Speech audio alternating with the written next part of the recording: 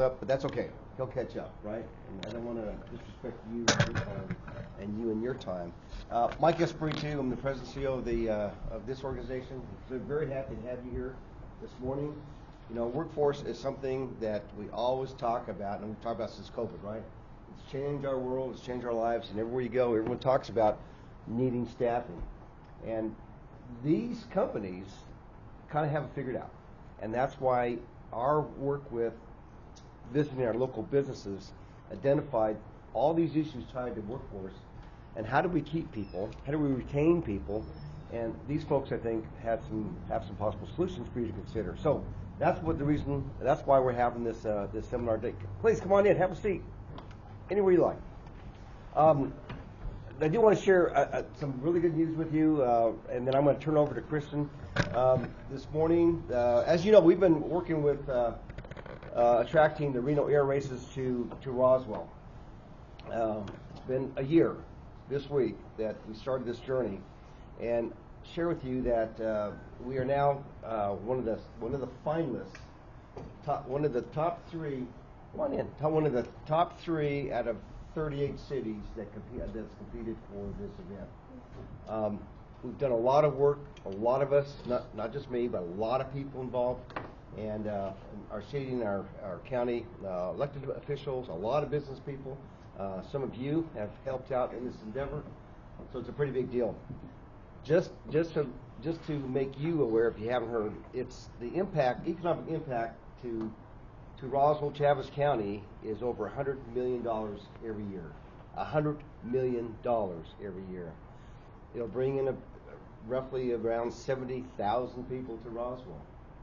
Gosh, I think that's more than our population, right? So a lot of work is going to have to be done.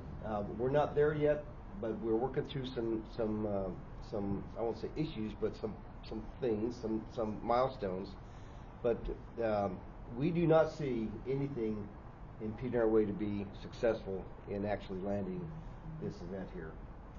So the timeline, just to make you aware, is they intend to announce the final location mid-April. That date's changed dramatically because they've had other things happen, so middle of April is when they actually award it, and they were here for the third site visit, which is pretty unusual. And just this past Saturday, it went extremely well. You know, all our surrounding communities, our region is very involved. Not only Roswell, but Artesia, Hobbs, Portales, Clovis, Carlsbad. I mean, the whole area. When we went to the state legislature and spoke, we had a personal meeting with the governor. She pledged $2 million to fund this, and we haven't been awarded it yet. That's the support we're receiving from the state. Our local legislators put together $1 million out of their capital outlay to this event, and we haven't landed yet. That's the support we're receiving, not only from our lawmakers, but the communities that we're all a part of. So I just want to give you the good news. It's great. You'll see some press releases hopefully in the near future. You'll see some stuff in the paper, and but it's all about how we continue moving this big train forward. So it's exciting news. Now, at that point, I'm not going to talk anymore because I could talk for another 30 minutes about this. It's exciting. I'll turn it to Kristen Chappell. Kristen works here. She does our business retention expansion. She's the one that's out there talking to business people every day, many of you. And then she does reporting. She's going to be our moderator. Cisco Brink here. Cisco is a project manager. He does a lot of the projects that we work on to attract companies to this region. And we have an intern in the back, Marie, back there. She's an intern with us. She's at the university as a business student. So that's our small team here in the BBC. With that, Kristen. Okay, good morning, everyone. Thank you all for being here, taking time out of your day to share with others what's benefited you, and hopefully you can all learn something today. Just as a reminder, for those who just walked in, we do have breakfast in here in the conference room, so please help yourself. We're going to start off with opening statements, so if I can get each of you to just introduce yourselves, and then we'll start with the questions, okay? Okay. Hello, everybody. My name is Adan Vasquez. I'm the Human Resources Manager with Baldwin. Okay, I don't know if you guys are familiar with the company. We've been here in Roswell since 1999. We have 5 different locations in the U.S. and I've been working for them for the last 7 years. Okay. Happy Leap Day to everybody today. I'm Cody Burson with Valley Bank of Commerce, and I have Lexi and Matt with us. Valley Bank was chartered in 1978, and we're a community bank here in Roswell, New Mexico, with a branch in Dexter. And told Matt on the way over here that he's working for free today because he's on salary. But so it's good to be here. Good morning. My name is Chuck Pinson. I'm the general manager of Central Valley Electric Co-op. We're headquartered in Artesia, although we serve the rural areas of Eddy and Chaves County and parts of Lee and Otero counties. We were actually the first rural electric co-op organized in the state of New Mexico. There's 16 electric co-ops in the state. We're proud we're one of the larger co-ops in the state, and I have probably 6 employees that are headquartered in Roswell, so I look forward to the discussion. Thank you. My name is Bruce Gwartney. I'm with J&G Electric here in Roswell. We opened doors in 1962 when I was quite young. It was a family business.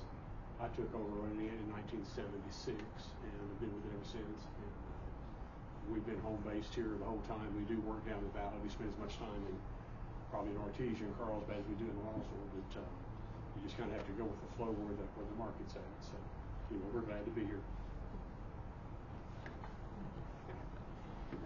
Hi, I'm Adan, and this is Matti, and we are representing Krumland Auto Group. We have 7 dealerships, 5 in Roswell, 2 in Carlsbad. He's owned it since 1997, and we have over 300 employees, and we're happy to be here. And we will have Bull Johnson coming from Taboo Aerospace. He's just running a little late this morning, so I just did his introduction for him. The questions I'm going to be asking you, feel free, just whoever wants to get going on them. There's no particular order that I'm going to call anybody on, so feel free to sound off on one another, and if I need to repeat anything, please let me know. Okay, first question. What have you found to be the greatest motivator or contributing factor to young people entering the workforce here in Chaves County? For instance, millennials, my age, 30 to 40, or Gen Z, 18 to 30 years old. Whoever wants to go first. And if I need to repeat anything, let me know. So I think that one of the best qualities about our company, and I tell everybody, I think for millennials, we all have children.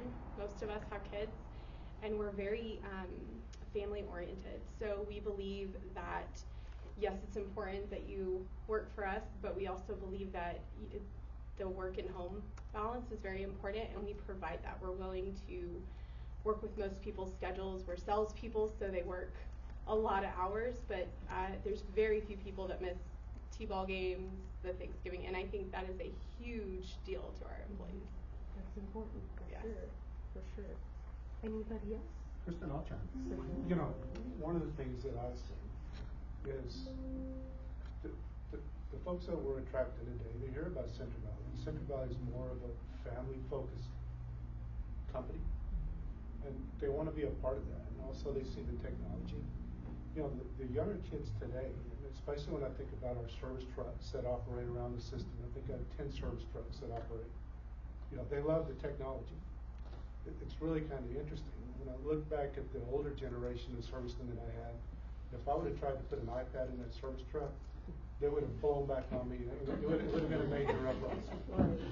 Today, I give these people the service truck, I would give them the iPad and the technology, and they want more. And they're talking to my IT department, and they're saying, what else can you give us? Today, on their iPads, they can actually see our distribution system. We've got outage management software that pinpoints where the system is down, that puts them on the location where they need to be to resolve the issue, to get back home quicker. We've got automatic vehicle location software coupled with that, so they can see the other people that are with them. When they see this technology, they embrace it, and they want more. And that's the younger generation. They love this stuff. Right. So that's good. That's good feedback for sure. I'm glad to hear that. Anybody else? But what I've seen that works for us in mowing painting is that we have we're kind of flexible when it comes to allowing the employees to take off, or if they want to go to school or and such, they can talk to us and we can accommodate some of those schedules to allow them to go to school at times, and they appreciate that.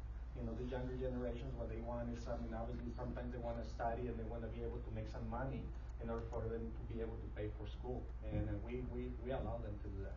So I think that's something that is working out, has worked for us great, for these young kids. Yeah. Absolutely. I could add a little bit to that, Sure. in a different aspect. At Valley Bank, we're probably one of our biggest drives is the culture inside the bank. We call it our work family that we have that we spend all day long with. But we also strive and spend a lot of money to keep our culture very high, so that it's a safe, happy environment that they can come to work with and be on a part of a team that they feel like they contribute to and that they own part of it. And to add on to that, I think for us too, it's capability and giving opportunity for growth. Us as humans, we want that validation. We want to see that we can do more than just be a teller, and we can do more than just paperwork. You want to see that possible advancement within a company as well. And we very much pride ourselves in you have the capability to grow. You are not stuck where you are. If you're happy where you are, that's the difference. But you can move and you can do more and be more. We're not going to hinder you. We're going to help you strive for what your goals are. And you just hit a nail on the head, because we also have the career progression program. We have a program that enables people or employees to grow within the company, because we already have a laid out program for them to be able to know, okay, if I learn this skill, I'm gonna be able to make more money. Okay, if I advance to this different level, and not only is gonna benefit me from the perspective of knowing more and being more skilled and feel better, but also it's gonna allow me to make more money.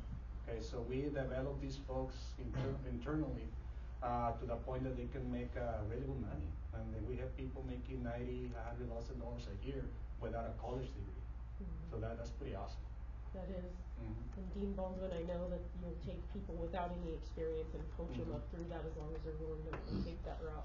And that's important, like with what you were saying, and encouraging people along the way, because we're all human. We like the little accolades here and there, so it's important to have that at your workplace. Thank you all for that. That's great. Anything else? I might just add, our company kind of works similar to Chuck's a little bit there too. We kind of evolved. Back when I first came back to Roswell, we worked mainly electrical work, and probably 95% of our work was basically running power wiring. But over the years, it's kind of changed now. The special systems that go into buildings now are probably almost half the job, between a nurse call system, or a door access system, or a fire alarm, an intercom, paging systems.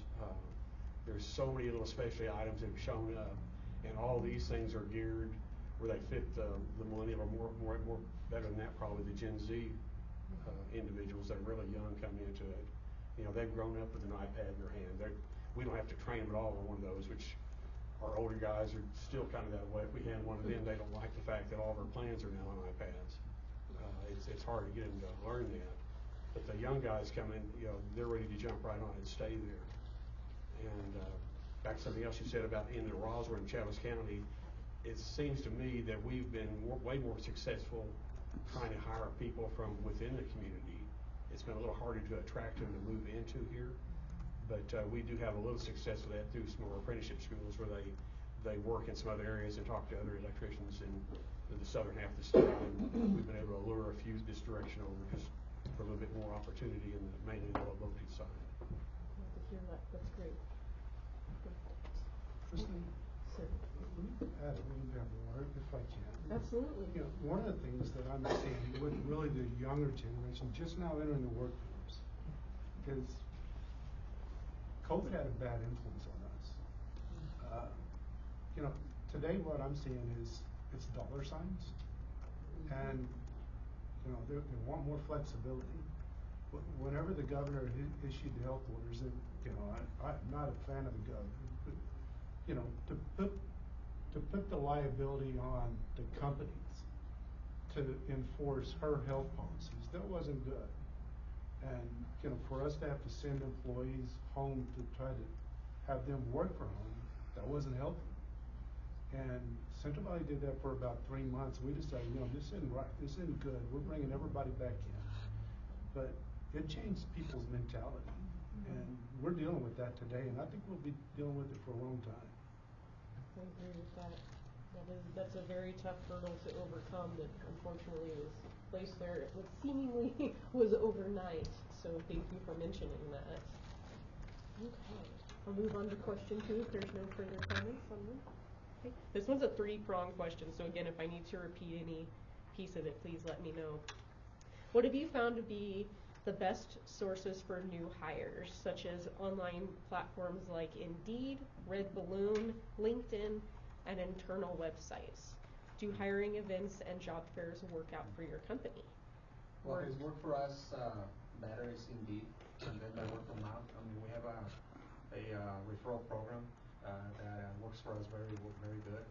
And most of the employees that are hired through word of mouth, they stay with us. I mean, they stay with the company because they kind of know how it is. I mean, it's not an easy job. It's basically a pretty physical job, actually. And people talk about it, and people know, and the employees that we currently have, they said, okay, we have they're hiring, where I'm working right now. If you want to go and work, most of the times typically they've done all the work as far as telling them how the job is, what are the requirements and all of that. So we're pretty successful when it comes to that type of hiring. So that's what we do. What it has worked for us best. Excellent. Anybody else? No, we personally done the word of mouth is probably 90% of our access now. We've tried the Indeed, some of the other services, but we have a real hard time getting people to move here from Oklahoma to Roswell for any particular reason. From the larger areas, we might get the electrician to come, but we can't get his wife to come. She doesn't want to come here, but we attract a little bit better from the smaller communities, from like Jow or someplace. We have a better shot at getting that individual to move to Roswell than we do getting somebody here to move down here from Denver.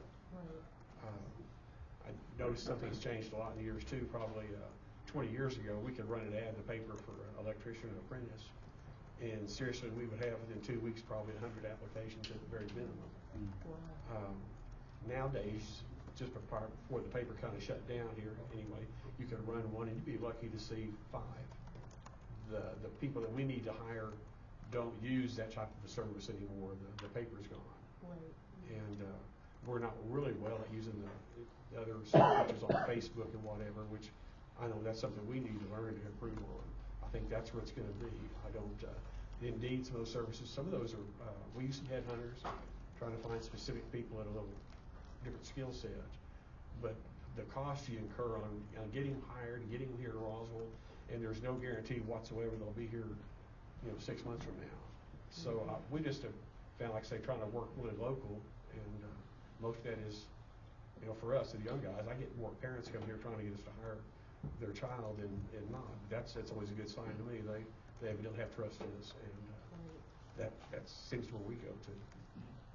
Excellent. Thank you for that. Can I add a little to it? I hope it brings benefit to everybody. We do also do Indeed, and we'll get 100 applications on one posting on Indeed. But usually only have 2 or 3 people, 2 or 3% of the applications actually show up if they're called for interview. What we found most beneficial at Valley Bank Commerce, and I started a program during COVID, and it was very beneficial. We actually enjoyed COVID, but of course we had a PPP program that went along that helped us out. We stayed busy and made a lot of money. But we started a program that we pay our employees $500 if they bring us they register a person, and the person comes to work, we hire them and they stay 90 days. And that's been unbelievable, and I motivated my employees to pay them $500 to go out and poach somebody, from another business that they thought would be successful and maintain, and been very successful. Thinking about maybe we should increase the dollar amount because of the success. Maybe we should do that here, Mike. No, I'm just kidding. I'm just kidding. That's good. That's a good tip. it doesn't hurt to reward people for certain things like that. That's smart. Anybody else? Mr. Pinson? For Central Valley, I mean, we don't have a lot of good luck with Indeed. I mean, when you look at the cooperative and the various jobs internally, our success really comes from really Facebook and word of mouth, and posting on our website. Where we have the biggest problem is attracting specialized job functions, engineers, accountants, and to try to attract those people to southeastern New Mexico, it's super difficult. My linemen and a lot of our internal personnel, really we get them through word of mouth. A lot of our folks just communicate with them. But we've seen in the past, there's 2 apprentice lineman programs in the state of New Mexico. One's in Don Diego County, one's in Berlin. We've hired a lot of individuals that come out of that apprentice lineman program that are from different parts of the state. They come to Central Valley because we're so specialized, because we're not just your single-phase residential utility. We're heavily 3-phase, 480 volt, oil field. We're everything. They come to us for 4 or 5 years. They get that training, on-the-job training, and then they want to move back, and they go to P&M, they go to Excel Energy, they go back closer to home. They want that training. So really, we've had a lot more success with our linemen, hiring young kids that are coming off the farms and ranches here locally, and bringing them up through the system, and they want to fit that certain mold within the co-op, and they embrace that, and we look for those people that don't fit that mold. But we have a lot more success with the young kids coming off of farms and ranches, and our linemen talking to them and say, hey, you ought to come talk to the co-op.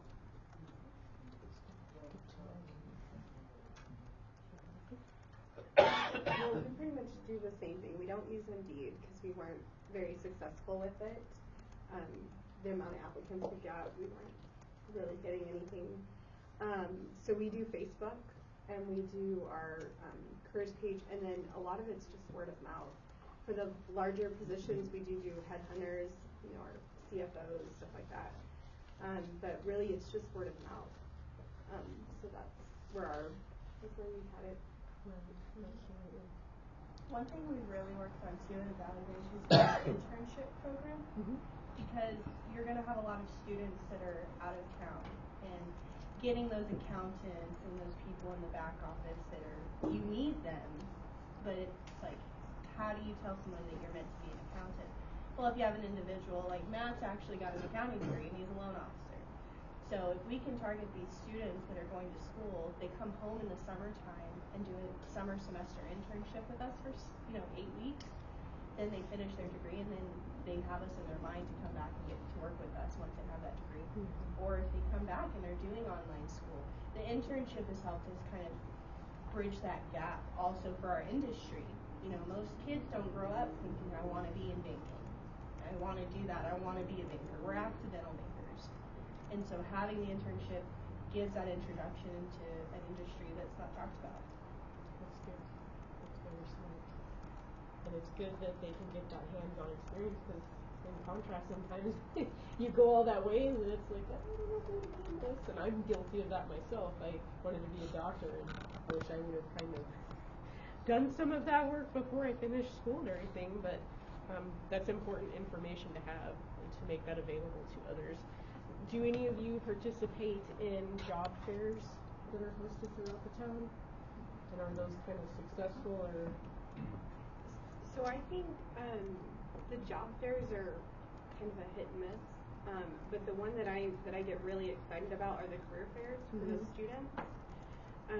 They get so excited on learning that we will help pay for their education. Unfortunately, not everyone has the ability to financially go to college. We want them to, and we have a program that works with the college, but if they can't, we will actually pay for their schooling. They can come work for us. And so I think the career fairs are a lot more beneficial. And I have so many people, we went to one yesterday, and I had so many students who are so interested in, exchanging numbers so we can get them involved with the person who does that program. That's good.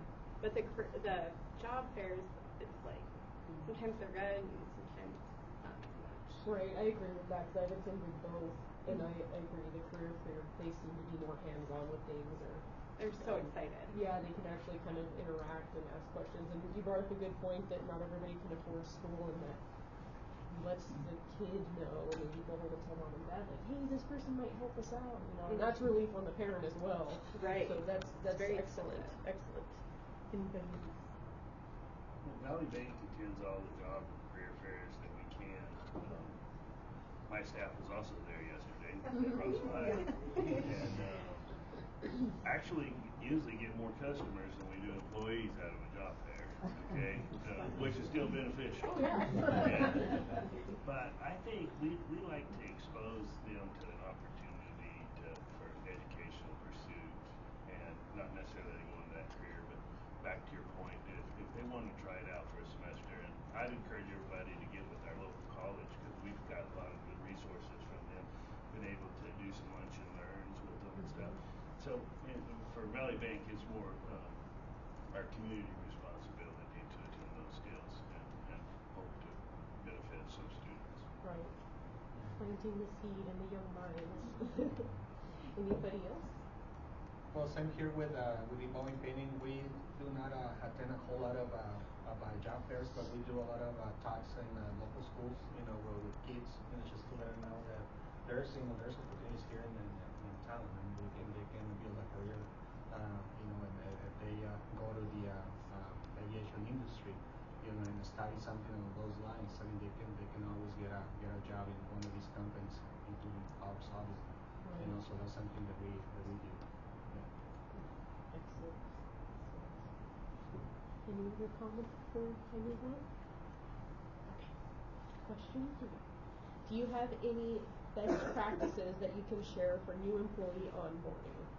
Once again, what does an employer need to do considering Gen Z and millennials? Do you kind of have to tailor it toward, kind of like we were talking about technology and whatnot, and I'm kind of stuck in between millennial and being old school. Like a lot of the kids whenever I was in college, they were doing the books on like a tab and stuff. I'm like, I can't do that. You have to have like a highlighter and all that stuff. So, how are you able to tailor the onboarding for those types? And do you have any particular successful practices that make it better? I think for Central Valley, my HR department generally does that onboarding, but really they try to impress upon the new employee that the co-op is family focused, that we care about one another, and we do everything to try to promote those family values within the co-op, and we try to be as transparent as we can possibly be, so they understand everything that's going on inside the co-op, and I think that's helpful. My HR department, the onboarding, it takes a long time for them to go through that process, for them to realize that they're coming to work for a company that the golden rule is everybody goes home at the end of the day. I think that's beneficial from the HR department's perspective. Absolutely.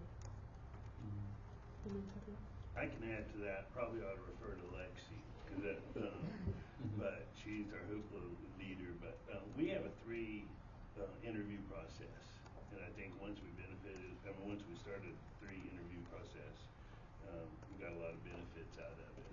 And I get the last interview before we go as the CEO. But we have an onboarding process, and I'll turn it over to Lexi if you would like to add to. HR does a great job, right? They're going to introduce you to the expectations, everything like that.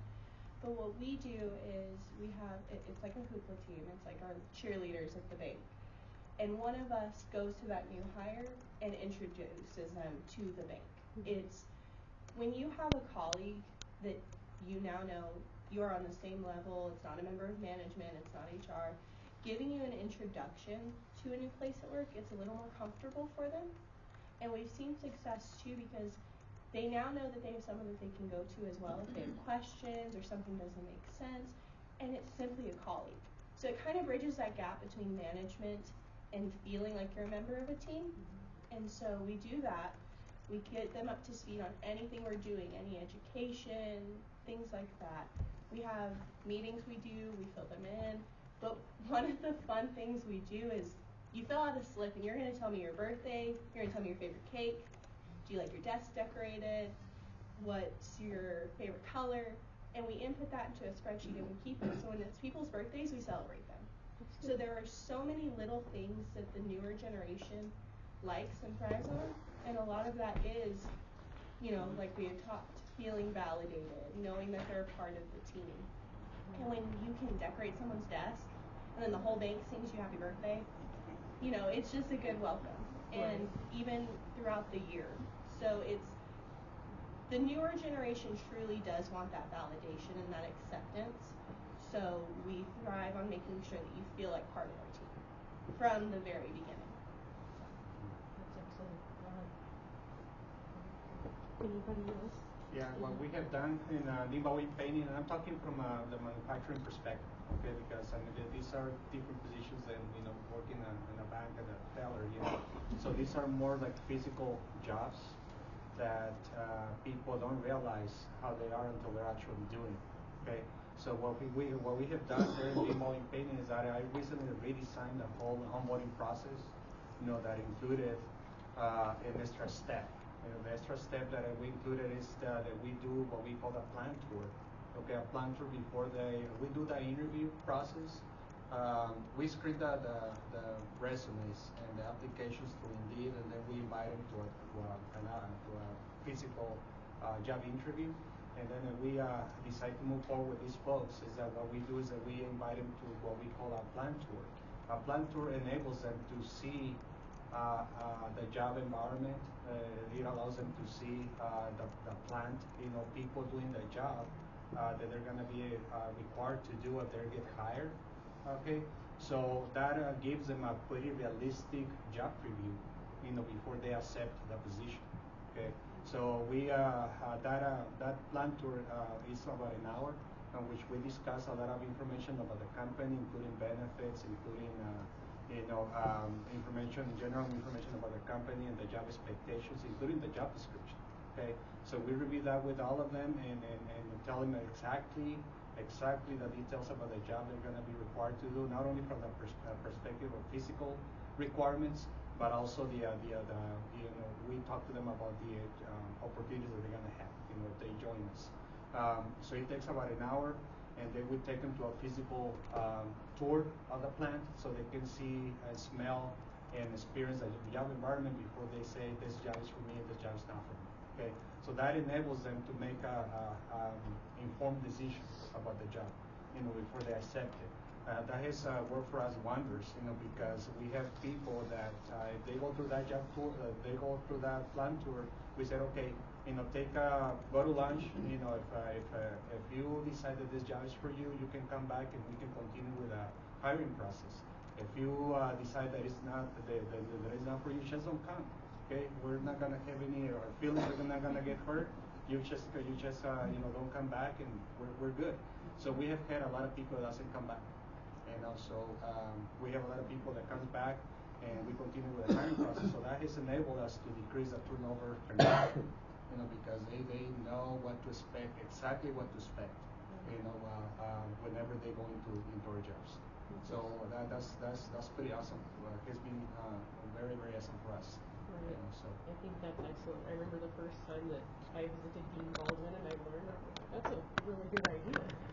Because I think sometimes if you are offered something, maybe you feel a little under pressure to just say yes, or if you do really need a job, but then if you have a minute to really sit back and weigh the pros and cons and all that and really seeing it before your own eyes, I think that does help decrease the turnover. So excellent. Yeah, since we ever implemented that additional step, turnover decreased a lot. Because people know what to expect ahead. That's a good tip. Anybody else? Go ahead. We operate maybe a little different too than everybody else too. As working in the trades, you basically have a lineman or another, a journeyman in our case, that knows the trade essentially. And our new hirees pretty well get placed with a journeyman, and we usually sometimes have a journeyman and maybe have like a fourth-year apprentice, and maybe bring in the new apprentice with them. And we try to work them as a group, as a team, and sometimes that little group will work pretty well, but sometimes, you know, personalities just don't work. And our guys do different aspects of the electrical trades. We try to move them within like 6 months, maybe even quicker than that, to maybe a different group as we bring the new guys in. And you'll find a place that sometimes they will fit, but it's not usually the first place that you pick. I used to think I was pretty good about selecting who would work real well in this area, and I'm really not good at that at all. You know, they surprise me. And that seems to work really well for us, but over a period, they'll stick around 3 to 4 years. You know, they usually find a place that work that they do like. And sometimes that steers our business a little bit. What my employees kind of enjoy doing, we usually do well. And that's kind of where we shift our business to try and accommodate that, take a benefit from it. Thank you for that. That's good. That's solid.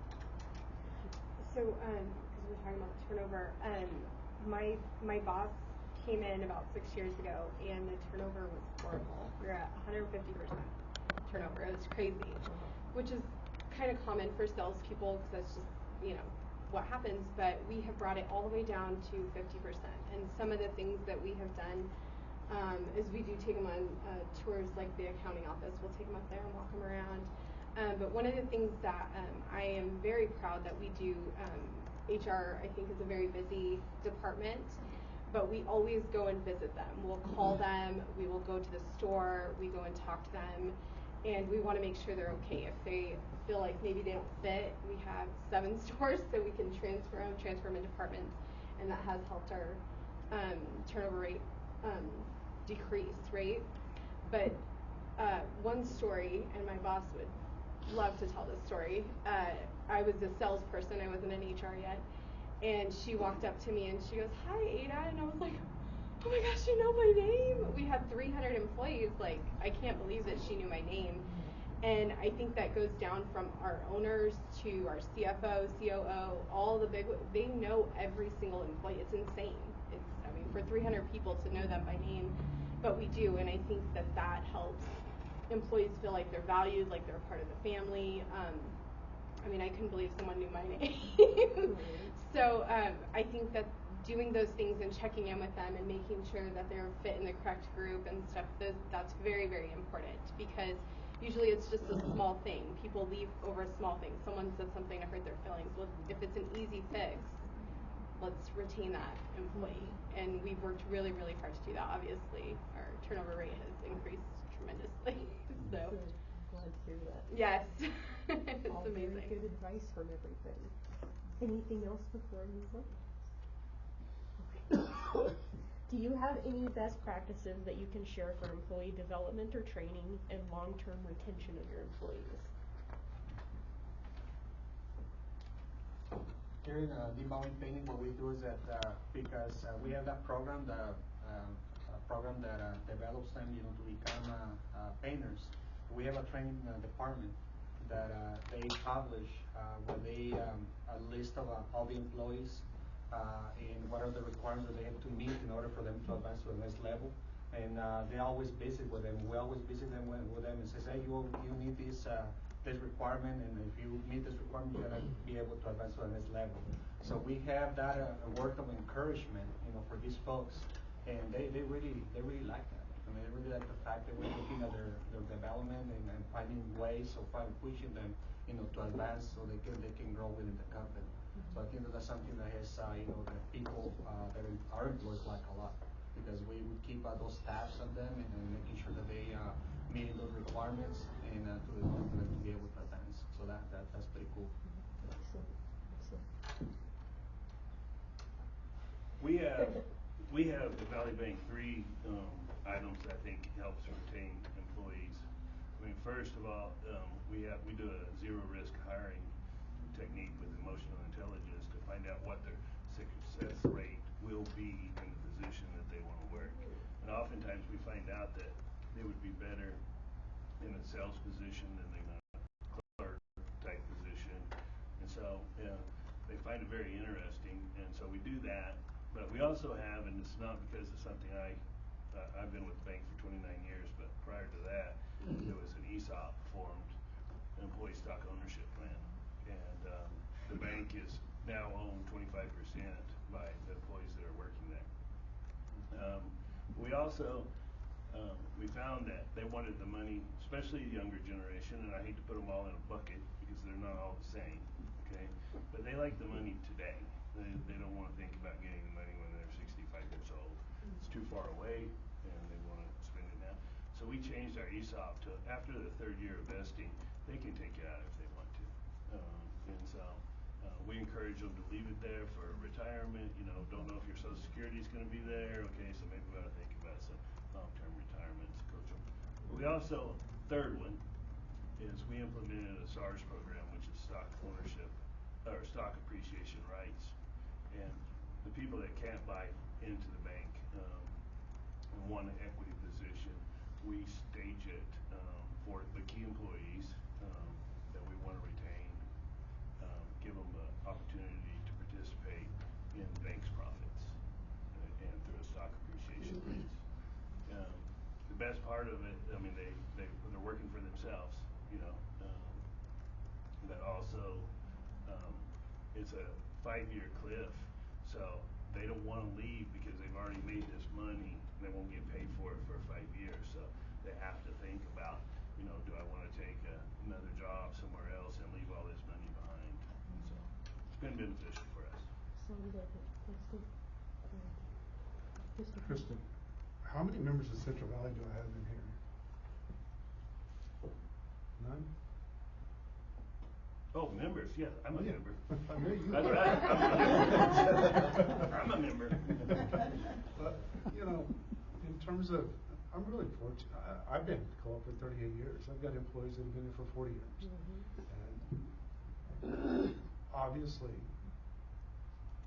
the benefits and the pay, that's number one for retention. And for us, I mean, we're competing against the oil and gas guys for good labor. You know, the people that I want working out there on the power line, I don't want them to be the second best. I want them to be the best, because the environment that we put them in it's very dangerous. So we're competing against oil and gas to try to attract that labor. So our payroll, our salaries they're up there in terms of comparison with the other utilities in the state of New Mexico. On top of that, we have a really good benefit plan, you know, a defined pension plan and a 401k. The beauty of that is whenever we look at our metrics compared to other rural electric co-ops, because we have so many energy sales to oil and gas, such a high load factor, I mean, there's a lot of kilowatt hours that are sold. When we spread that expense on a per kilowatt hour basis, we have some of the lowest controllable expenses of any utility, any cooperative in the state of New Mexico. So that those are big benefits. We bring in our national organization to explain to them the benefits of the programs that we have, defined pension plan, the 401k, and how best to invest those for the future, so that, you know, whenever they retire from the co-op, they're going to be in a great position. That's helpful. And I think one of the biggest things too is for our employees to understand that we're transparent. I'm transparent. They know they're part of the family. If Central Valley's filing for a rate case, or if we're battling legislation in Santa Fe, or we're fighting with the Public Regulation Commission, whatever, if I need our members to weigh in on that, my best word of mouth is my employees. If I'm transparent with them and I explain to them, this is why we're filing for a rate case, this is why we're filing for a rate increase, they're in the know. And I've just armed my biggest resource with the information to go out there and talk to the members. Employees love that. They love to be in the know. They love to know what's going on. They don't like to have people ask them questions out there at the softball game about things and they don't know. So for them to know that we're transparent and we're gonna give them all of the information we can possibly give them, no matter what it is, good or bad. I think they love that. and knowing that they're part of a cooperative family and everyone takes care of everyone. You know, one of the good things of COVID, one of the only good things of COVID is, you know, I had to separate servicemen. I believe in running two people in a service truck. If I've got a guy that goes up power plant and he gets in trouble, I want the other guy to help him out and get him down. So that's a big expense to run too. But to me, their safety is critically important. COVID said I had to separate those. So I only had one person in the service truck. That allowed me to push out automatic vehicle location software so we can see where they're at on any given point in time. Not only is that a benefit for us, I mean, my biggest concern is the employees would be worried about us spying on them. I'm not interested in spying on them. I'm interested in making sure I know where they're at. So if they're in trouble, I can get to them. But the other benefit that came with it is they can see where those other service trucks are too. So if they need help, they can call on those. And to give them those resources. I mean, that's just so beneficial for them to know that this is what we're doing. And I really think that helps retain the employees because they know, hey, look, the co-op cares about me, they're talking to me, they're giving me the tools I need if I need help, and I think they embrace that. And that really, I believe, helps with retention. That's good. That's excellent. Yeah, we approach it a little bit differently, or maybe the same as some of the others too, but we invest real heavily in training of the young people. It's scared death. They saw how much money we really dump into our apprenticeship program. But all of our guys, all new hirees, are going to be in the trades. We make them go through a 4-year program. Our school, it's through IEC, Independent Electrical Contractors Association of Las Cruces. And our guys spend 180 hours in class a year, besides the mentoring and working with their journeyman. This is in addition to it, which, you know, we pay them while they're in class. They go over, actually, we pay them on Fridays. That way no one misses any paycheck. And they actually work, go to school on Saturday on their own time. But we, you know, pay them their food and lodging while they go. But it does a couple different things. The way we do stuff, you know, you get old school a little bit. You think you're doing the right thing, the right ways. But they'll go over there and they work around another 100 different apprentices over there, and they see, and they talk, and they learn how they do, how they work in their areas. Sometimes they bring back information that's really good to us. You know, we should have been doing it this way, maybe. And we learn a lot that way too. But I think it helps them. You know, our original goal was is try to build a well-rounded electrician. You know, you can teach a guy like how to wire houses or whatever, and that works real good if you're in a housing boom, if you need a lot of guys wiring houses. But if the market turns just a little bit and all you need is really commercial work, you know, what do you do with these guys because they don't know anything? But by throwing them through a trade school, they come out, they've done some motor controls, they'll have done some special systems work, they'll actually wire a house or two, they know how to bend pipe, they not just bend half inch, they can bend 4-inch pipe. It doesn't matter, they get a real well-rounded education. But coming back to me, that makes it real easy for me to keep him busy. You know, I'm not really worried about sending him over to a check motor starter in a building, worried about him not having enough sense to put his gloves on or have his flash protection on. That they're going to go over there and they're going to come back home. You know, it works both ways for them. I think that helps us. That they feel that you care about them enough to spend the time and money on them. And you know, there's no guarantee when they finish the school they're going to stay with us. But myself and a few of the others kind of decided probably 10 years ago in that school that what it does do, if they quit working for me and go to work for somebody else down the street, that really actually ups his game because his employee knows the correct way to do something. And when we compete, we're competing maybe apples with apples rather than with a guy that's going to do a hatchet job someplace, and that's why he's cheap, you know. We feel that they walk out of that knowledge. I think some of them are proud of that. We have a graduation ceremony that brings usually 300 to 500 people at it. You know, the mayor and everybody out of Las Cruces is out there. Usually we have a few senators and stuff, and it's a big deal. But these guys have put a lot of work into it, and I think it's, you know, gives them a good pat on the back to see if they've accomplished that. And then we try to follow up with, once they're through the program, we do maintain like the retirement plans and an ESOP plan. We've got a lot of other long-term stuff, but it's like you said, that a lot of them want the money now.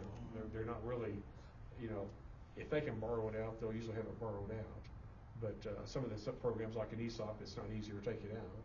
It's going to have to stay there for at least a little while before they can start pulling it out. But we still try to offer all of those things. And the vacation time, I think they all benefit that. They got paid holidays and some paid time. And, you know, but at one point it could be kind of ridiculous, like this last thing the state tried to run through here with this maternity leave. We help our guys individually, but that 12-week deal they tried to put through here, you know, this last session, for most little companies, especially down if you got 3 or 4 employees, but it makes it real easy to lose an employee for 3 months. It's devastating to a small company. You know, if you've got 300, it's not so bad, but typically if you got 300, maybe you've got 10 of them out. But they extended that to not just maybe the wife or the husband, but just anybody that was related to them or felt they needed to be off. They were all entitled for that amount of time off. I mean, it's just these blanket things that throw out, which we have to fight constantly. But that's getting off the topic a little bit. But it's still, I think, you know, us with our time off plan they have, they seem to value that really well. And for most people, if you'll ever stop and look at what it costs to give an employee another $1 an hour raise versus a week off, you'll find it's frequently that week off is a lot cheaper for you.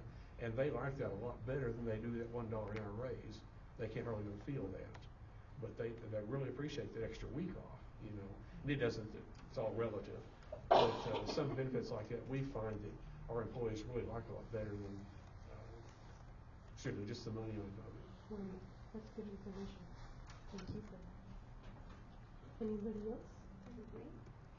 So we pretty much do very similar, right? We stay competitive with paying our employees, our hourly employees. We have the benefits, the 401k, the medical. We do the vacation time, all of that stuff. The one thing that we do a little bit different, which I'm super excited about, whenever you are with our company for 15 years, Mr. K and his wife and some other employees take you to Hawaii. It's paid for, you and someone else. Yeah, and there we go. I see somebody, I'm like, all right. I can't wait to go. But that's a really neat thing that he offers. He also gives like longevity bonuses. So when you've been here for 5 years, he'll give you a bonus in 10 years. And we do it at our Christmas party, which is huge. It's at the Civic Center, so everyone gets to see you, which, you know, helps with the recognition because employees love that. So it's basically money, right?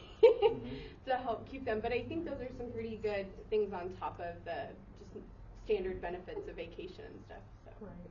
And one thing I've seen that I think Krumland Auto Group will agree with is getting their families involved. You know, we do an annual picnic where everyone brings their family and we do a cookout, we do games, we do awards, and so families get to see their loved ones getting that recognition at work. And I think Krumland Auto Group does that as well for some of their events. It's family. So like bringing in families help with that recognition. So when you're like your husband, your kids see your success, it really boosts morale when we're done. Right. Well, we're very, very family oriented, and I can't stress that enough. If anyone asks me why I stayed with Krumland so long, it is literally because I am a single mom, and he allows me to be a fantastic mom, but also make money for them. So I always tell people my kids like grew up in Honda. That was their second home.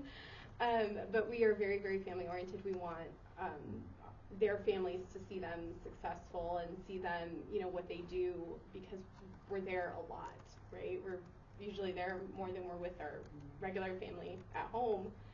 So we want them to see where we are, and we invite them as much as we can. I can't tell you how many of the kids I know. One thing, and this is kind of sad, but one of our former employees, he passed away. He didn't actually work for us when he passed away, but he passed away, and all of our stores have contributed to not only the funeral, but to his family, to give to his girls and his wife. And it is one of the most beautiful things I've ever seen. Even our Carlsbad stores have done it, and he was a Roswell employee, and I just, I think that I can't stress it enough, but that family atmosphere, that culture, I think everyone can agree is just, it just changes for everybody. They want to feel valued. Absolutely. That's great. That's nice to hear. Can I add something? Of course. So when we talk about benefits, and this is a tool that I always use, a very powerful tool that I use whenever I recruit people, is that the company provides, and I haven't seen it, in many companies, throughout my professional career, is that we offer, after 5 years of employment, we offer the employees free medical insurance. They don't have to pay for medical insurance. And that's a way of us, coming back to them and say, hey, thank you so much for staying with us for 5 years. Now we're giving you free medical insurance. You don't have to pay for that. They love to hear those things, because this is like, $5,000, $6,000, and that doesn't have to come out of your pocket, because we're offering this for you. Not only that, but we also offer dental insurance after 1 year of employment. It's free. You don't have to pay for dental insurance. Mm-hmm. So we offer those benefits that people love to have, and it's very important to them. So that's a very powerful recruiting tool that I use all the time, and I feel very proud to be able to offer them. That's incredible. That's our employees. So that's pretty cool. Very good. That's amazing. I want to give an example. You brought up a really good point. The Family Medical Leave Act, whenever they expanded that to require that employers provide additional benefits to the employees like that. But what was really interesting when I talk about being transparent and trying to educate our employees, this last session, whenever they tried to push, I think it was Sandoval 3, which is the Family Medical Leave Act. Whenever I explained that to our employees in one of our employee meetings, and made them aware that 0.5% of their salary was fixing to come out and go into this fund to support people going on medical leave. They were happy to understand that, and afterwards I got a lot of questions. A lot of people got engaged. It was nice that legislation failed 34-36 on the House floor. It's going to come back up, but for the employees to understand how these things are going to impact them, I think that's a tool and tool chest where you inform them and they know what's going on. That's good. That's smart to dive in a little bit deeper so that they do understand that. I think, Mr. Vasquez, y'all have struggled with production and whatnot due to that. Am I correct? Mm-hmm. So it's something that's been felt all over from people, and right now we're pretty happy that things didn't move forward. But like you said, it's probably going to come up again. Maybe educating people, saying like, hey, this looks good on paper, but let's look at it a little bit closer, might help people understand a little bit further about how difficult that can be. So thank you for bringing that up. Any further comments? Okay, we're at our last question here, so thank you all. This is great. I love this. In your opinion, what is the best piece of advice for someone new to our local workforce?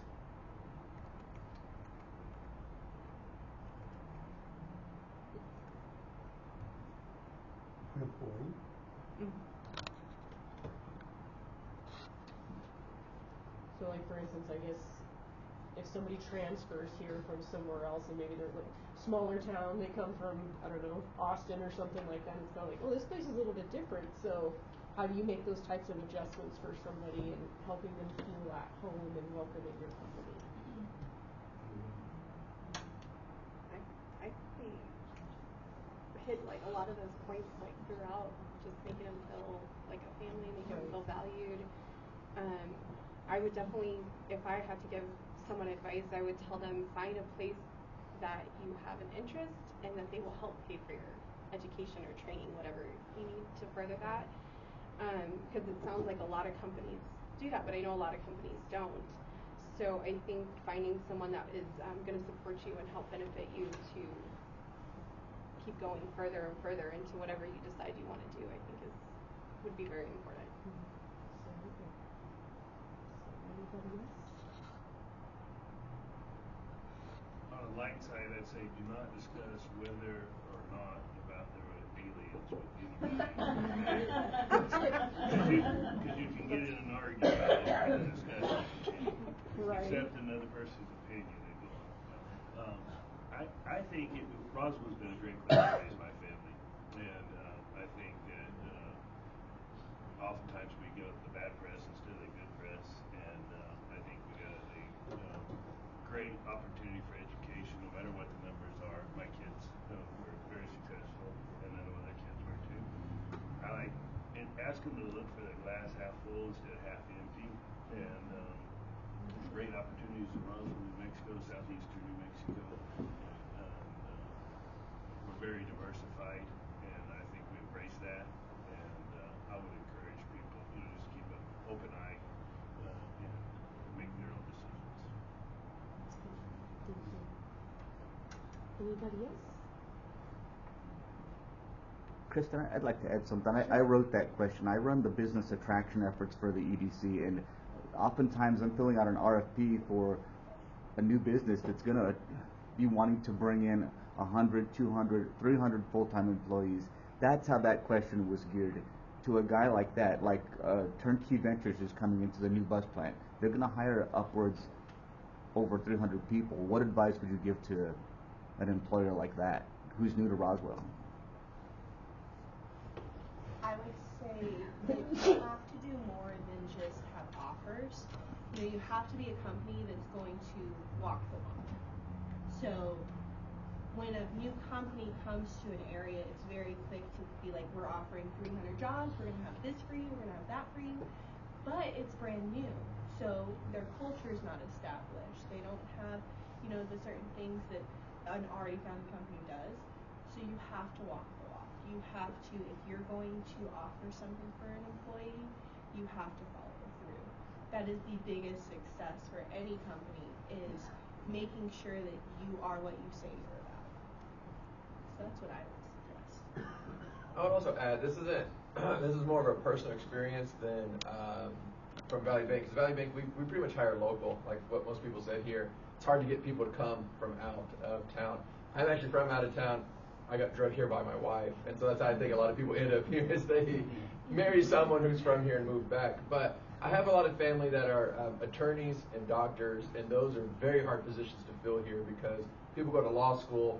Well, they want to live in Dallas, they want to live in Austin, they want to live in Denver, they don't live in Roswell. But I think what I've noticed with those people is the ones that have stuck around, they involve themselves in the community. And I think that's the biggest part, is you need to feel like you're part of the Roswell community, or the southeast New Mexico if it's not Roswell. And so we need to get people involved in that. And I think that's the biggest thing, is if you're just here for a job, you go to the job, you go home. Roswell's not the best place on paper, right? I think we can all agree, right? Right? But I think what Roswell really has is that community and the people, and hosting those events. I know a lot of companies do volunteer work together and stuff like that. And I think that's a great way to introduce new employees who are moving from the area to go and volunteer, and they can really see like the difference that they can make here. That's fantastic. Very good. I think it would be great. It's going back to transparency. If you're going to be hiring people, as a new company, you have to be transparent. You have to be, you have to be very, very clear on what the employee, what you're going to be offering, to those employees, as a company, and what are the benefits of living in Roswell, because we also have challenges in bringing managers from out of state. That they come here and they leave very, very soon because they're not used to living in a smaller town. So it's hard. And like I agree with him. You gotta be able to, if you're gonna stay here, you gotta get involved into the community, so that way you can feel like home. Okay, and that's probably something that is very important, in my opinion. Anybody else? I think if you're a new employer coming in, I think that's your question. A new employer coming in. In Roswell, it may not be as difficult as it is in Artesia, but the labor market is super competitive. And to try to find a new, you're going to pay a premium for good people. And it's probably the same way in Roswell. You're competing for that labor force, and a lot of times that's difficult on a new employer. Interesting to think about. Anybody else? Well, thank you all for being here, everybody. I think what we're all echoing is employees feeling valued, being able to have that open dialogue with one another, checking in, making sure that families are thought of and everybody feels like they're together instead of like just going and punching in 8 to 5. So thank you for everything that you brought so that hopefully we've learned some things today. It's been a pleasure getting to know these businesses throughout my visits, and that's why you're here today, because I do hear complaints about workforce, like we can't get people to work, or they just aren't showing up, and X, Y, and Z. So whenever I come across these companies, I'm like, these people have golden nuggets to share, you know, and other people need to be able to hear off of that, because maybe it's just something within what they've been doing for the last 20 years isn't successful, and they can implement something that you brought up today, because I think everything that's been mentioned is truly valuable, and I thank you for your time and everybody for attending. Are there any questions for our businesses and their leaders before I hand it over to Mike? Pat? Yes, thank you. What in terms of culture and this younger generation, how do you approach the working without your phone? You know, how do you approach them? I know it's a challenge, even if it's a challenge. Any suggestions? It's a challenge for us in remodeling painting, because obviously, like we were saying, the younger generations, I mean, they are used to technology. It's hard for them to get away from it, you know. So we just emphasize that they cannot work using their technology because of their own safety. You know, in our environment, I mean, they're going to be using heavy equipment. They're going to be working on top of the aircraft. They're going to be exposing themselves to a environment that is not the safest. So we emphasize that. What is it for me? You know, what is it? The reason we're requesting you not to work with technology there whenever you perform your job. So we emphasize that, and we should make it a policy. So do you dock them if that you know if they don't abide by that? Do you dock them? What are the steps that you take? Correct. You know, we advise them about the consequences of not following that policy. I mean, we have a progressive disciplinary policy that we explain in detail to them, and we let them know what's going to happen if they continue doing it.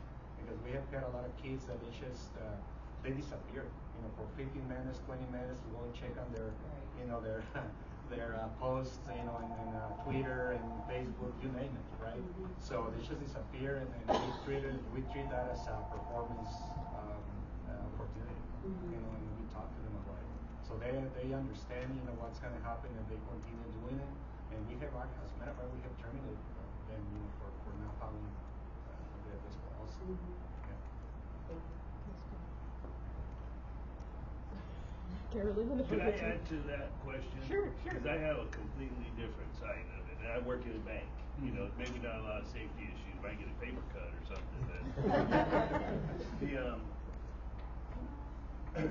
As long as they're not interfering with the customer relationship, I let them use their phone and keep it.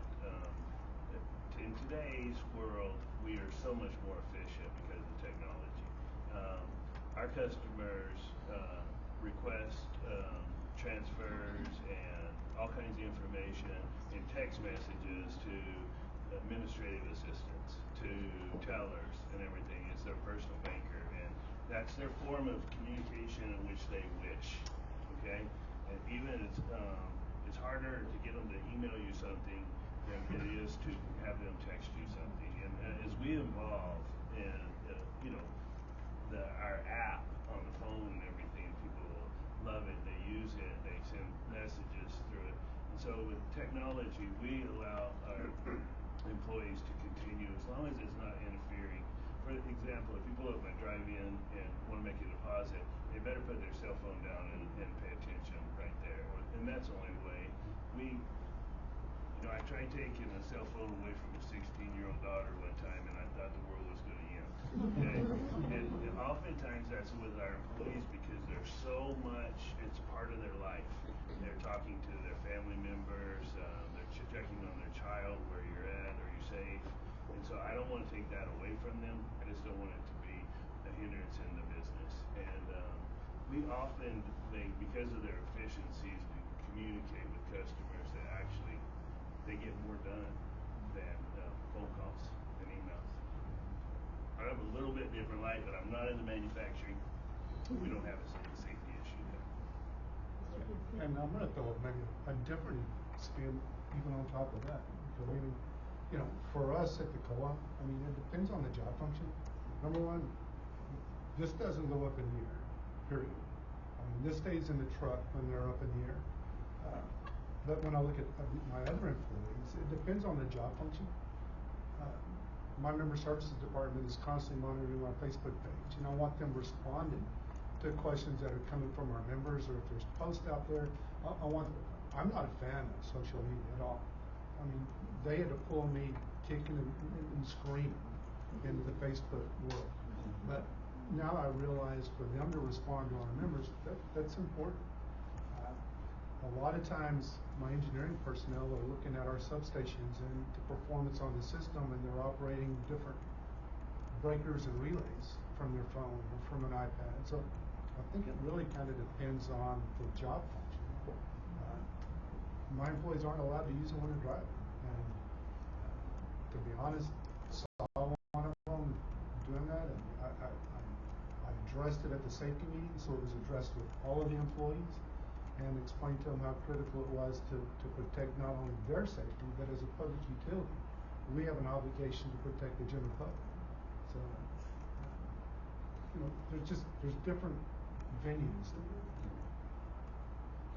I'd add one thing too. We've looked at basically trying to turn them totally off and try to just, you know, stand up and just stop it. But truthfully, nowadays it's kind of, we've switched their gears. We're actually kind of using, you know, our time sheets, all their job locations. They go on a job, off a job. It's all done through the phone. You know, we can look and tell you where they're at. They tell me they're at that customer's place for an hour and a half, and the customer says they were there for 20 minutes. You know, I can actually look at that. Sure. I can't say what he was doing, but I definitely can say he was actually there. And another thing for us, you know, we work a lot of guys individually too, by themselves, and sometimes you'll run into something that you're really not sure what you're looking at or what you're getting into. And it's really nice to be able to just do a FaceTime with somebody else that can turn, hey, look at this while you're looking at something wrong. You know, maybe you need to be, you know, another piece of gear altogether, but you maybe not solve all the problems, but maybe you keep them from getting in trouble. And sometimes you can give them a simple solution. So instead of just totally shutting it off, which I'm kind of hard-headed, and I thought that was probably going to be what we had to do. You know, on the application, one of the questions is, can you go 4 hours without looking at your phone? You know, I mean, It's a valid question. Seems like a good question. But you'd be surprised how many, if you said they had to give up their phone, they'd walk out the door. But I think they learn how to maybe utilize it to something that's beneficial, and you just kind of have to roll with the change. You know, it's a part of life. That's a good way to look at it. Carolyn, did you have a question? I just had a question about CTE. I know you all participated in a career fair at the high school. Mm-hmm. Do you have a CTE program? Are you involved with CTE at all? And if so, has that worked for you in retaining local younger talent and keeping them? Technical training is what I was referring to. I don't think we do. We just go to the career fairs, if that's what you're asking. Well, you have Krumland has an apprenticeship program, right, with the university, and that's part of that. But is that what it? Okay. So then that's through high schools. No, we don't start them through high school. We are in contact with the auto teacher at Roswell High, but that is, and so this is why I don't know what it is. I can tell you what it's about and who runs it, but he works with the college, and his name is Luke. We have 2 contacts for us that work with the college. I used to know more about it whenever they had a different teacher there. I was their main contact, and they changed the teacher, so I don't really know much about it now. But they do an internship program, so they can go to school there, work for us. You can either get paid or not get paid, depending on your experience. You know, but that's pretty much all we have for that. Well, I just know in other communities they've done that, and it's worked well. And that, the reason I'm bringing that up is because these are kids that have a reason to stay in our community. And if you can get them out of high school and get them into the proper training and raise them up in your culture and in your company, that's a good way of keeping those kids in our community because they have a reason to be here. So the reason why we can't do that is because if they're under 18, it's a huge liability. So the most dangerous part in our whole company are the shops, right, where the mechanics are, and it's too dangerous. We just aren't able to have underage people in there, so we can't touch them until they're in college. Yeah, I mean, they can come shadow a salesperson, but. And that's kind of the same for the bank. You have to be 18, right, to work in a bank. And so part of that, like getting out at those career fairs, is a good introduction to it. And when you talk about the people in our area, Cody mentioned like our lunch and learns at ENMUR. That has been a massive way to touch multiple students, varying from 18 to 40, 50 years old going to school, and give them an introduction. We've done it on credit reporting, like how to fix your credit. We've done one on an introduction into banking to kind of give an idea of what the banking industry is like for these students. And then we kind of tie that into our internship and apprenticeship that we can do with them. And so that's the best way we've seen is take those career fairs, take them to the lunch and learns in the college, and then take those into employees. So it's kind of a stepping stone process.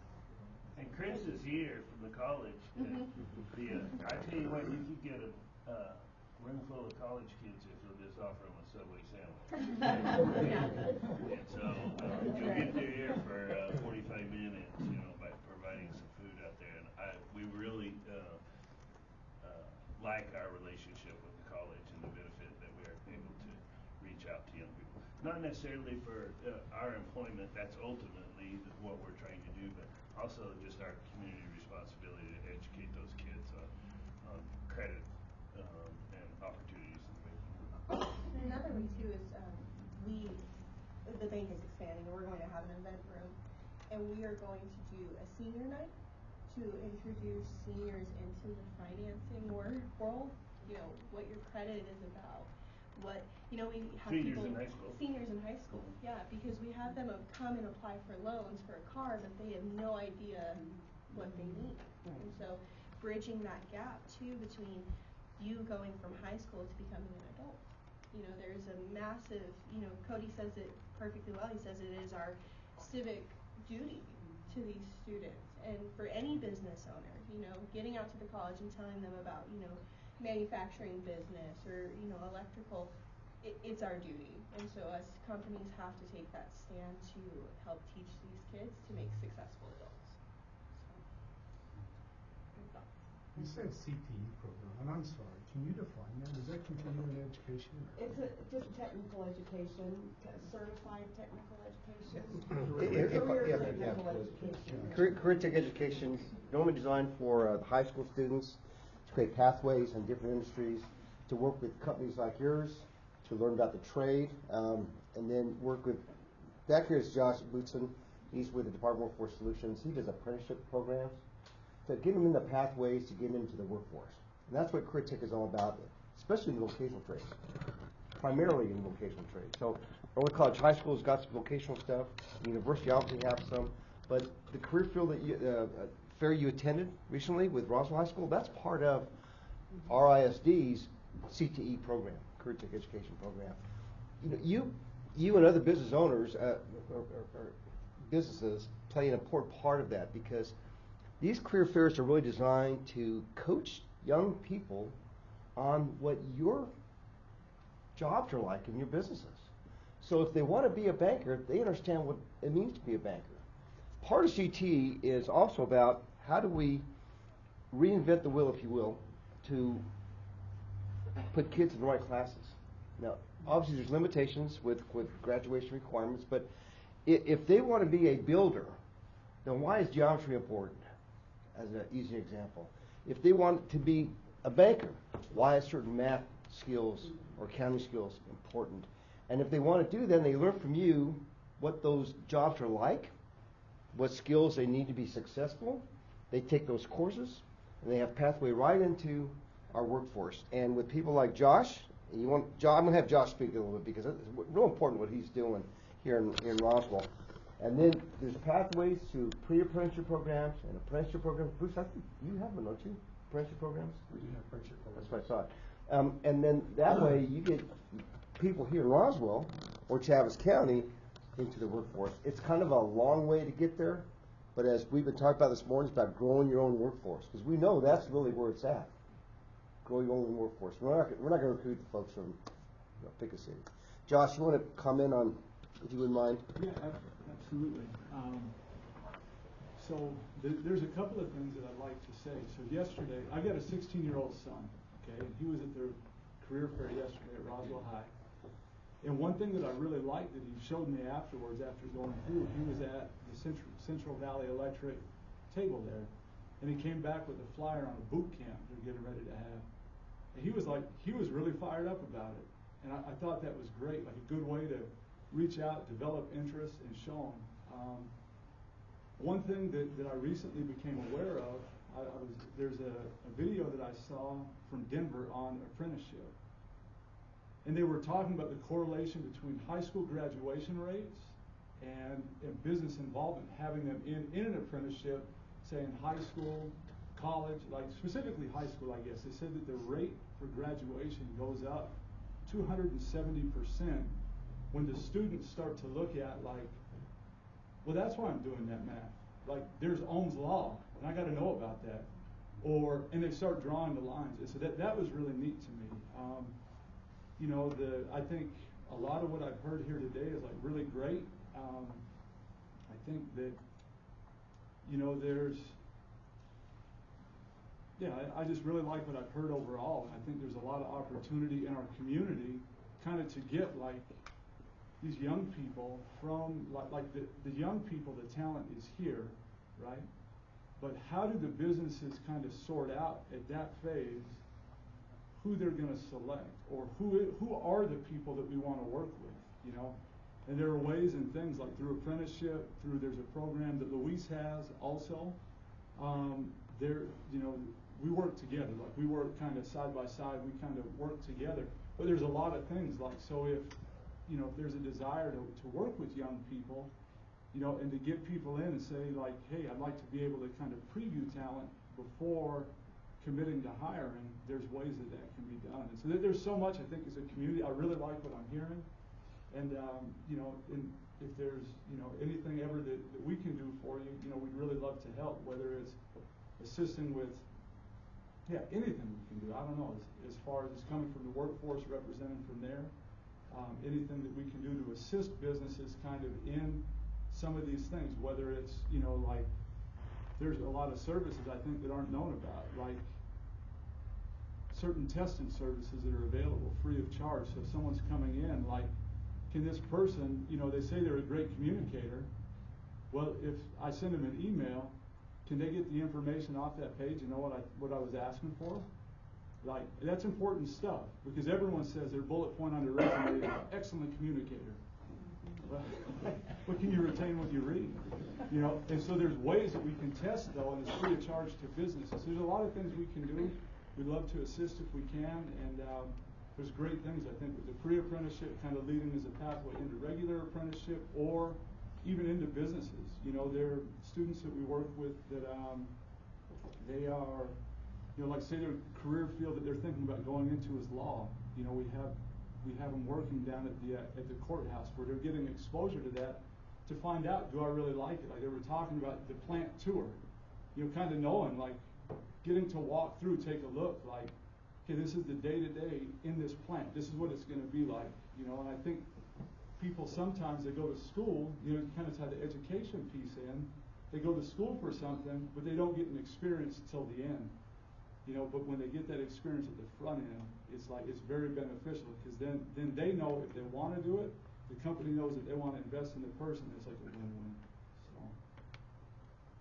Thank you, Josh. So the career tech education program really begins in middle school. Because the goal is to start assessing young people in their possible career interests at a younger age.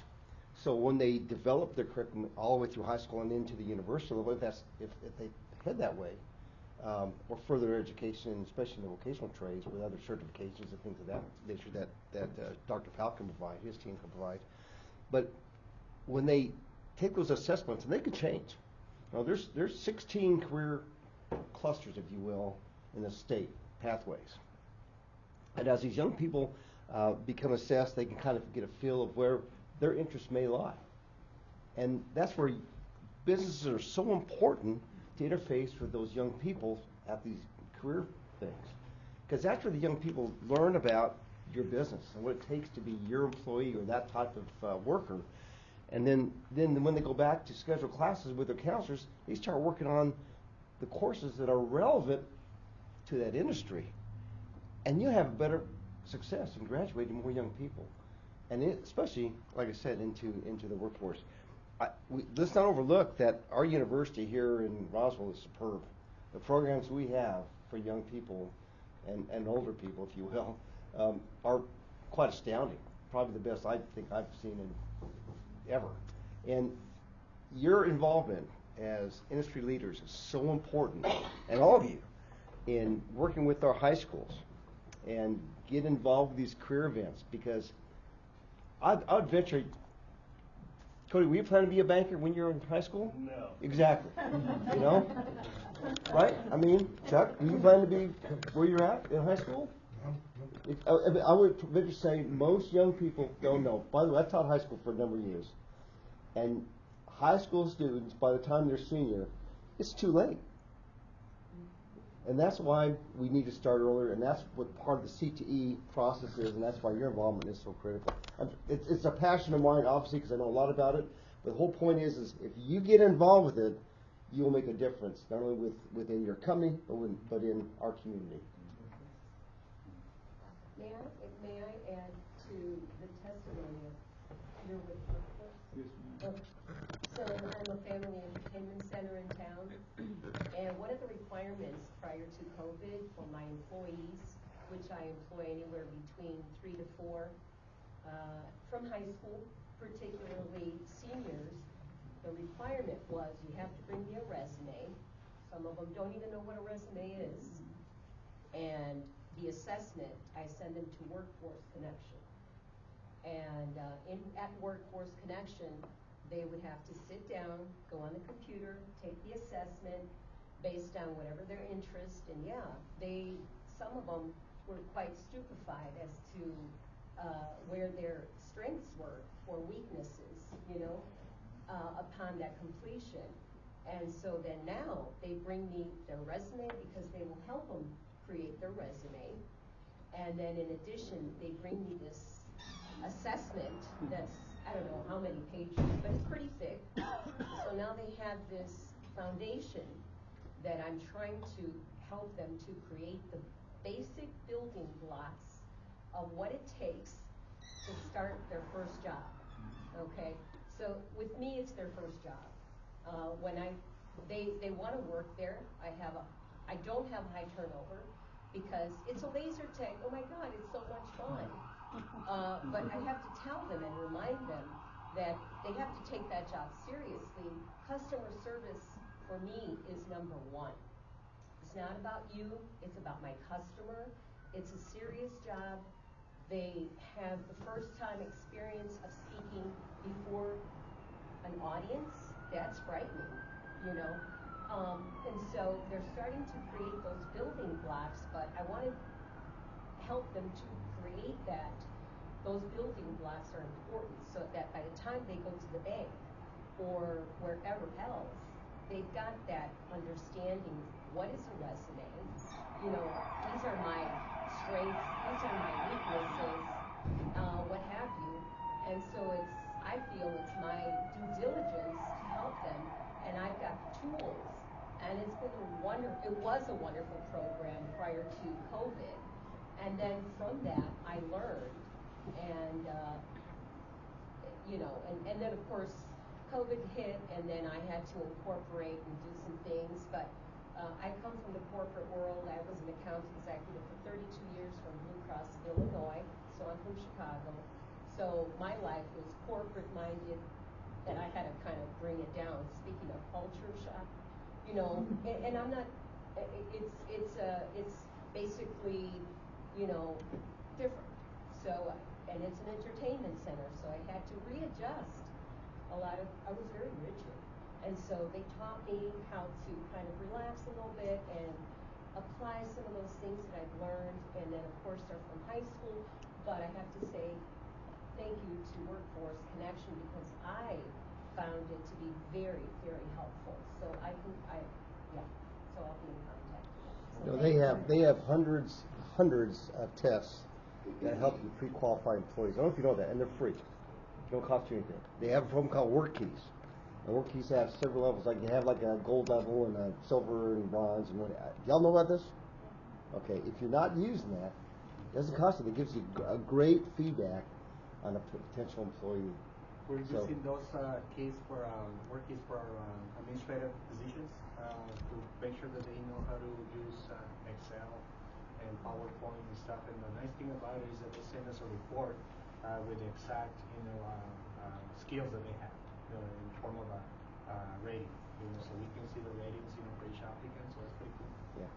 Yeah. If you already know about that, great. If you don't know about that, now you know. Share that with others, okay? Because that's going to only help you find the right fit for the employee. And just to add a little bit, also the workforce does have some funding, especially on the youth side. So if you guys want to take a risk on doing an apprenticeship or work experience, there's usually funding. Obviously, it depends on the program year and how close we are to the end of the program year. But we have programs where we can pay the hourly wage where you guys train, we pay, and then they get those skills. We actually did that one recently here with Mr. Espiritu. And this is the person right here. She's one of our workforce participants. Yep. Yeah. So you'll get an intern, and you'll be able to teach them the business and get a great employee. They pay you a salary to that trainee for X amount of hours. For us, it's 500 hours. And if things work out with your employee, if you want to retain that employee as a full-time employee, that's up to you.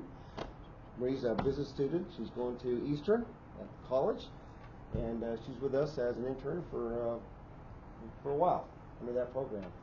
And personally, I've done this before in other places. It works really well if you have folks that you want to try to pursue. But they're the guys that can help you with that.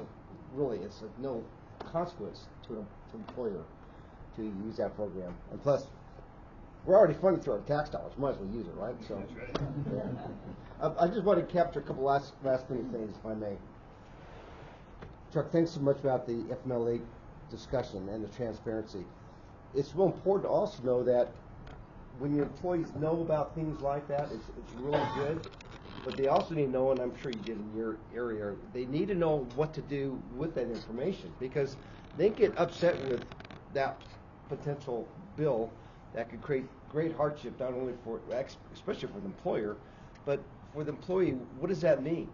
And that's where our legislative body here in Southeast New Mexico is amazing. Amazing. Senator Nybert and Kenny Zell and now Jared Hembry and others, right? James Townsend. They are very active in helping pass good legislation. Now, that is a real problem. The old law, it's not that old, it went into effect 22, which provided 64 hours. You all know what I'm talking about, right? You know what I'm talking about? Okay, the paid sick leave, okay, which we can't do anything about, right? It's a real problem already today. The FMLA bill that didn't make it this year, you're right. We'll probably see it again next year. They've been trying for several years. But there's a way to get our voices, your voices out. Talk to your lawmakers. Don't send them a form letter, because they won't read it. Send them a short note. Send them an email. Tell them, hey, we don't like it because of these reasons. We're going to have to cut production. We're going to have to, we're going to have to move out of New Mexico. I can't tell many people have told me that. If this law goes into effect, we will not be able to afford to be in our state. We need to tell people about that so they can tell others so they don't pass the bill and create hardships for you and your company. So I encourage you to do that and share that information. There is a couple really strong business coalition entities in the state that are working hard to fight against stuff like that, just so you know. And one is the New Mexico Business Coalition. They worked really hard and lobbied against that bill, and they were successful. Well, everyone was successful. So share that with people. The other thing I want to leave with you is the discussion about what do you tell people about Roswell or this area. We have to coach people, and sometimes we have to coach ourselves, right? And we have to remind ourselves, we've got museums, we've got a zoo, we've got great golf courses, we've got great parks. I mean, we got so many great things in Roswell. Sometimes we forget. And when you talk to new employees, if they're out of town especially, we have to coach them. And why this is such a good place not only to work, but a good place to bring your family and a good place to play and really grow a family. I think that's so important. Oftentimes we don't speak those words about our community, but I encourage you to do that. It uplifts everyone, I think. Lastly, I can't tell you how important it is to find good help. We all know that. We all suffer from that. And fortunately for me, I have good help here in the EDC. And I'm saying you don't, but what my point is this: it's tough out there. The world's changed on us, and everything you do takes a lot of time. And when you hire someone and they leave after a couple of months or whatever, you've lost a lot of investment already because you've already trained them and you've spent time with them and you've been onboarded them, and they're gone. And you have to start the cycle. You all know what I'm talking about. It's very challenging. I encourage you to use those tools at Workforce Solutions. They'll help. They'll really help you. And lastly, did I ever say that? And lastly, thank you so much for being here, all of you representing your industries. Thank you all for being here. Dr. Powell, your university has so many great programs, and if you have not pursued those, please do so. They have a new certification program. I don't know if you all know about it. It's the Industrial Hygiene. I always get the name wrong. Agricultural Mechanics. And is that the one that encompasses HVAC, welding, automotive, Texas? Also small engineering. Yeah. So it's a good course for folks that don't need necessarily an associate's degree, but it'll help pre-qualify folks with some training, with some skills. They'll have safety, shop practices, and things of that nature. So when they go to work, they have a certification from the university, which is fairly new. So they did that because we saw a need that when you as employers need to hire someone, you don't want to just get Mike. You want to get Mike that's got some skills, and that's helpful for your onboarding. Okay. Other than that, Lots of burritos. there's a lot of food in there. Please go eat. It's going to create a real problem for us down here. A lot of food. There's coffee. There's juice. There's fruit. So please stay and talk. Talk to Josh about pre-apprenticeship programs, apprenticeship programs. Real important. And talk about the workforce experience, the WIOA program, and all those things. Tell you all about that. And if you have any questions on what we do, we'll be here to answer questions. Thank you again so much. Are you sure? Yeah, I'm good. You sure? Yeah, I'm fine. Okay. Thank you again. Oh, Debbie. So hi everybody, I'm Debbie Lee. I work for Southeast New Mexico Economic Development Corporation, District Council of Governments. So I just want to let you know we are currently doing a affordable housing analysis. We're using Purdue University to do that study. We've done cluster analysis on the 5 industries that drive Southeast New Mexico. We've just completed a workforce analysis as well, and so we're gearing up to have probably what we would call somewhat of a economic summit coming up in April.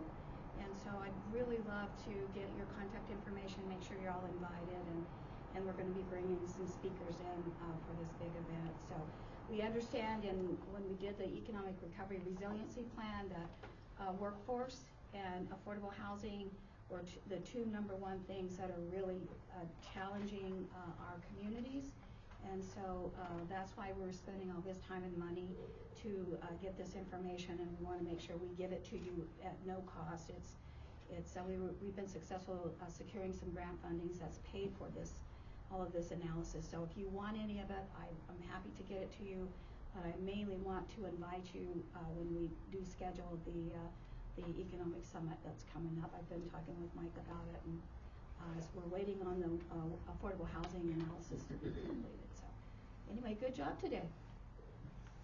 Thank you. This will be on YouTube in about a week, so you'll be famous internationally. More so than you already are.